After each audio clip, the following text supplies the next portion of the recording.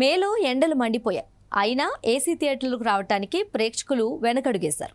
థియేటర్లో సినిమాలు భరించడం కంటే ఎండవేడిని తట్టుకోవటమే బెటర్ అని వాళ్ళు భావించడమే దానికి రీజన్. చిత్రం ఏమిటంటే గడిచిన 5 మాసాల్లో అత్యధికంగా 31 సినిమాలు విడుదలైంది మే నెలలోనే. ఈ ఏడాది జనవరి 26, ఫిబ్రవరిలో 29, మార్చిలో 22, ఏప్రిల్లో 25 సినిమాలు విడుదల కాగా ఒక్క మే నెలలోనే 31 సినిమాలు విడుదలయ్యాయి. అయితే ఇవన్నీ స్మాల్ అండ్ బడ్జెట్ మూవీసే.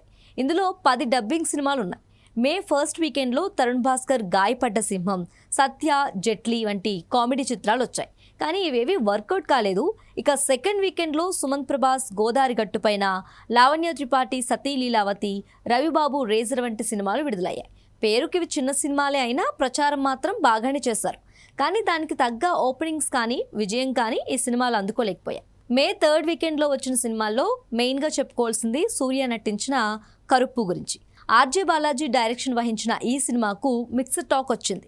కానీ చిత్రంగా ఈ సినిమా తమిళనాడులో 300 కోట్ల గ్రాస్ను వసూలు చేసింది.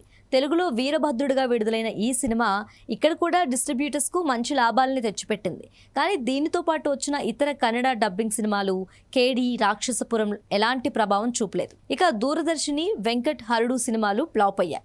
ఇక 4వ వారాంతరంలో వచ్చిన మలయాళ అనువాద చిత్రం దృశ్యం 3 కూడా మలయాళంలో మంచి విజయం సాధించింది. తెలుగులో మాత్రం ఆకట్టుకోలేకపోయింది. మొదటి 2 భాగాలతో పోల్చితే ఆ స్థాయిలో లేదని ప్రేక్షకులు పెదవి విరిచారు. దీంతో పాటే ఆ వీకెండ్లో వచ్చిన పురుషః, రమణీ కళ్యాణం, first time, ugly story movies పేరు జనాలెత్తలేదు. మే నెల లాస్ట్ వీకెండ్లో 7 సినిమాలు విడుదలయ్యాయి. అందులో మలయాళ చిత్రం మార్కో, నిర్మాతలు ప్రొడ్యూస్ చేసిన కటాలన్ ఒకటి కాగా రెండోది అర్జున్, అభిరామి జంటగా నటించిన బ్లాస్ట్ అనే తమిళ చిత్రం. కటాలన్ మూవీ పుష్పాను తలపించడంతో ఎవరూ పెద్దంతంగా పట్టించుకోలేదు. దాంతో పోల్చితే blast zone best movie. Family ఆడియన్స్తో కలిసి చూసేలా ఉంది. కాకపోతే థియేటర్లోకి అడుగుపెట్టిన ఆడియన్స్ లాజికల్ జోలికి అసలు పోకూడదు. ఇక అదే వారాంతరంలో వచ్చిన ఇతర స్ట్రైట్ సినిమాలు మరీచిక, సందిగ్ధం, త్రికాల, ఒకే ఒక్క లోకం వంటివేవి ప్రేక్షకులను ఆకట్టుకోలేదు.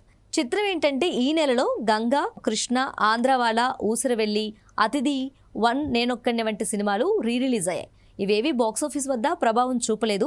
ఏదేమైనా మేలో వచ్చిన 31 చిత్రాల్లో 1-2 మాత్రమే బ్రేక్ ఈవెన్ అయ్యాయి. మిగిలినవన్నీ నిర్మాతలను, ప్రేక్షకులను ఉక్కిరిబిక్కిరిగా గురిచేశాయి. దాంతో అంతా ఇప్పుడు జూన్ 4న రాబోతున్న రామ్ చరణ్ పెద్ది పైనే అందరూ ఆశలు పెట్టుకున్నారు.